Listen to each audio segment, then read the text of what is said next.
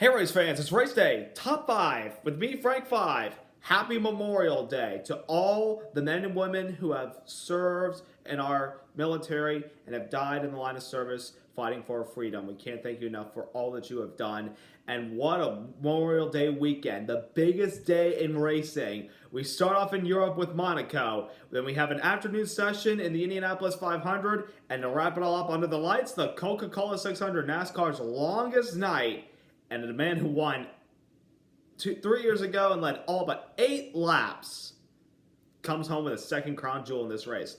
Number 1, Martin Truex Jr., who has been kind of iffy on the mile and a half this season, considering that he's only had a couple of top 5s, top 10s, but never really in contention for wins as of late. Captured his second Coca-Cola 600 last night in a race that saw so much, winning over Joey Logano, Kyle Busch, Chase Elliott, and Ricky Stenhouse Jr. And Martin Truex Jr. had to fight for this win. He brought the third caution of the race when he blew a right front tire, and I'll get to some of that in a little bit, but he blew a right front tire and hit the wall off of turn 4. But the contact really wasn't that serious. He felt like, we're done. And then on the restart, he started passing guys like crazy. I mean, that car was fast. And we've seen how good Martin Truex Jr. has been since his transition from Furniture Row Racing to Gibbs. Even though he actually drove Gibbs cars at Furniture Row, it was still a technical alliance. Now he's fully with Gibbs. He's able to have resources from other guys as far as his teammates and the whole Gibbs organization in general. He just flat out was so dominant, not as dominant as he was 3 years ago, but still very strong. And people were probably going to break saying, oh, sure, it was a great race, but Truex winning kind of sucks. And well, Martin Truex Jr. was one of the most likable guys in the garage. I mean, how can you not love this guy? I mean, when he and Cole Pearn put together a really good race car, they show everybody else what they've got and that they mean business. And they mean business for a championship run this season. Good performance by that Martin Truex Jr. team.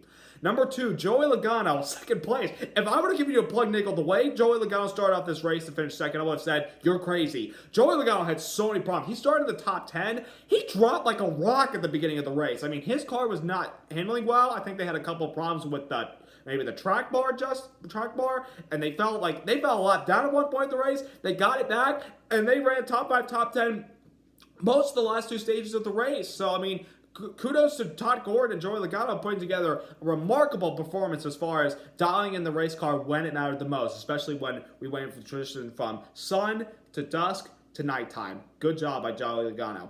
Number 3, Kyle Busch, who probably was the second best car to Martin Truex Jr., if not the best car, if Truex, had harder contact with the wall early in the race. Kyle Busch was on a rail to go back-to-back Coca-Cola 600s. But he had a couple problems in the race. He started off by spinning out Ricky Stenhouse Jr. off of turn 4 when both of them got loose, and Stenhouse on the radio said, be prepared if this car is not that badly damaged, I'm going to get back to him, and he's going to get what is coming to him. He never really retaliated on Kyle Busch. Kyle really was strong for the most part of the race, and then towards the end of the race, what probably killed him shot at winning, his brother Kurt Busch spun off of turn 4 and actually dinged the door of Kyle Busch and may have damaged the crush panel. That lets in fumes, and as high as it was in Concourse, it was like upper 90s in air temperature, and the track temperature was really hot as well. Even as it got cold, it was like mid-80s or something.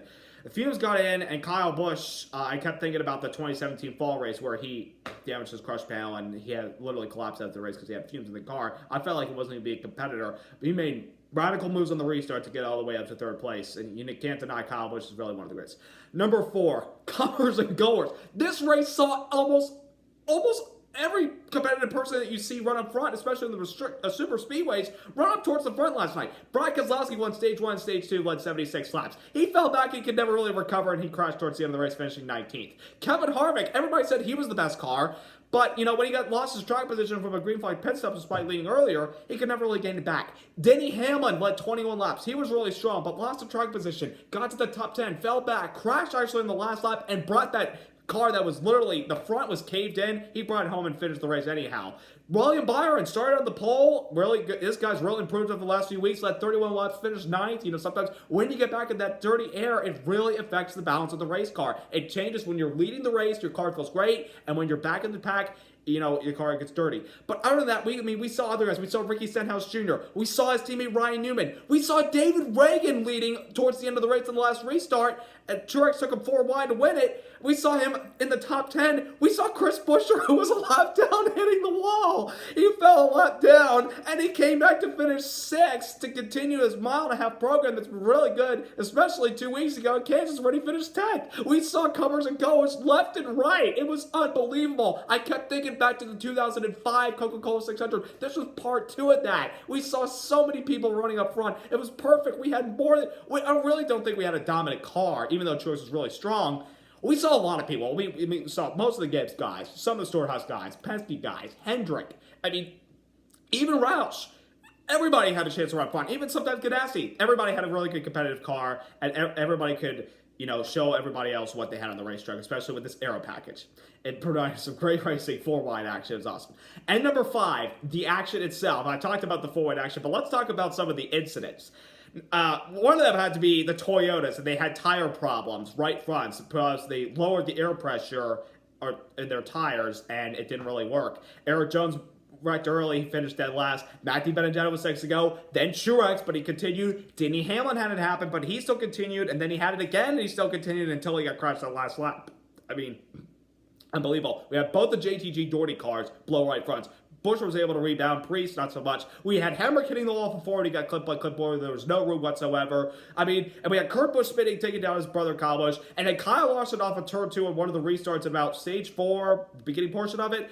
He got loose and slid up into Clint Boyer, crashed, and he came down and collected the guy who won 2 years ago, Austin Dillon, as well as Austin Dillon's brother Ty, and Ryan Priest. And Kyle Larson, I really felt like after he won all that $1 million last week, that he was going to carry on with the stall at night, but it's going back to that trend where he had so much bad luck prior to these last 2 points races, as well as the All-Star race. So, but this All-Star, this Coca-Cola 600, very competitive. 16 cautions, counting the 3-stage race, because we had 4 stages this year because it's Coca-Cola 600.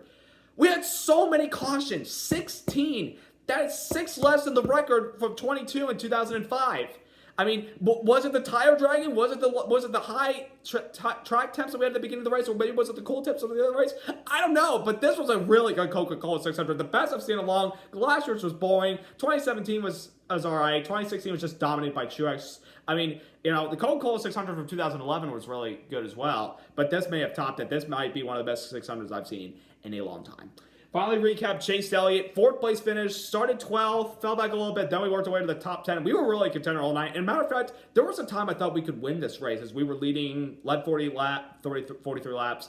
Then we lost the lead to Truex, and the car just got back in that dirty air and was just really tight. But overall, great performance. That's 4 top 5s in a row for Chase Elliott. Moving up, we're becoming a contender for this championship. And also, want to talk about the other 2 races before the 600, Monaco Grand Prix and IndyCar. And I want to say that I love both of those sports, by the way. So Lewis Hamilton won the Monaco Grand Prix on 66, 62 older lap tires than Red Bull's Max Verstappen, and they were about ready to go. They were about ready to blow. These things were literally worn to the core, but we held them off on one of the trickiest, toughest circuits in Formula One, Monaco, the crown jewel of that open wheel sport that goes around the world. Great performance by Lewis Hamilton and extends the championship lead. And this one was for Niki Lauda, who's part of the Mercedes vice chairman staff. Last Monday, he passed away.